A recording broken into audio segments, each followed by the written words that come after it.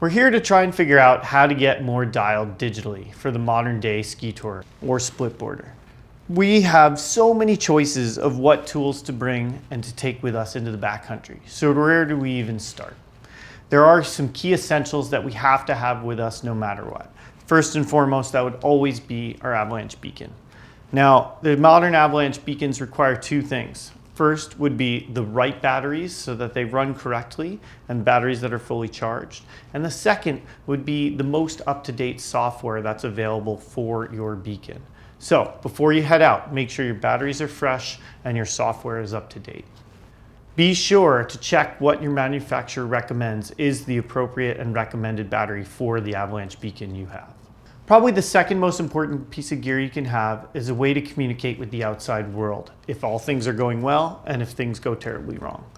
These days, with the devices getting so small and batteries that can last 1 to 2 weeks at a time, there's no excuse not to have it in your pack. Garmin InReach is the one I use, but there's a few other manufacturers that have similar capabilities. And again, you have to make sure that you are logged in or signed up with whatever program is available for your device. And usually that means a subscription service. So that way you know it works before you head into the backcountry. Make sure whenever you get a new device, you take it out of the packaging at home, you charge it up and you test it out so you know it works before you need it. Probably third most important digital piece I carry with me is my phone. There's a lot of places where the phone is still going to work to communicate if things go wrong or to let people know that everything's all right. But this has also now become my documentation device with taking pictures and taking notes of snow pits or avalanches that I see so I can share that information with people. But even more importantly, it's my GPS device and my map and navigation technology. With all the map and navigation technology we have these days, we can have a trip plan that we've created beforehand. We get to know our navigation software such as CalTopo or Gaia GPS. And we can have a trip plan that we email out to our other friends that we're going with or to people that are staying behind so they know approximately where we're going to be and what our tour might be through the day. So make sure before you head out into the backcountry, you have your map program loaded and you have all of the maps you need for where you're going downloaded and available for offline use.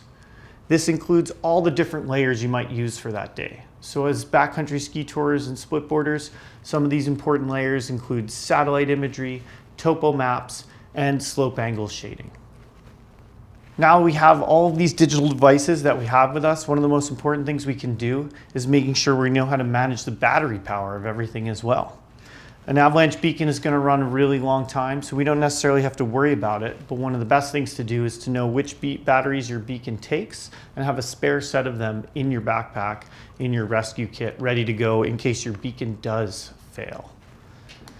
As far as everything else goes, we can carry along with us a charge pack. And depending on how long you're going out into the backcountry for, you can have any varying size of charge pack to boost all of the power of all of your devices. And importantly with your charge pack is the cables that you need to charge the devices that you bring with them. Because it's like having a tin can out in the field and no can opener. It's not going to necessarily feed you. It might look good sitting there, but you're going to go hungry that night.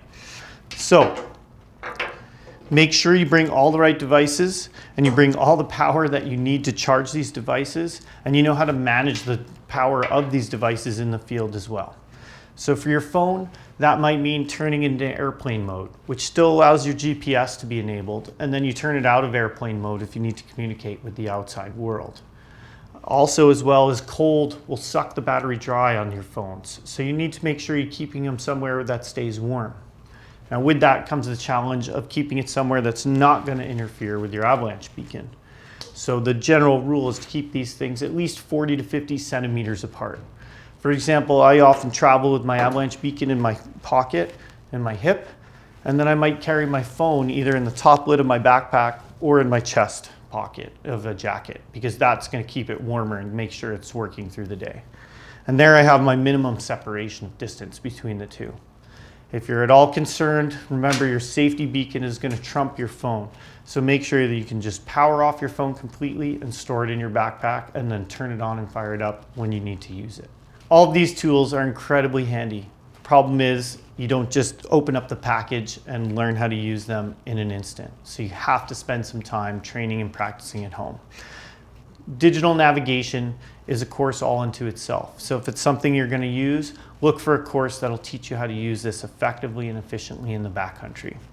Some of the other things like your inReach are really simple to play with, and you can have some text messaging that you can do. So you can try them out on a trip where you're safe and you know where you are and you have backup cell phone service so you know if it's working or it's not.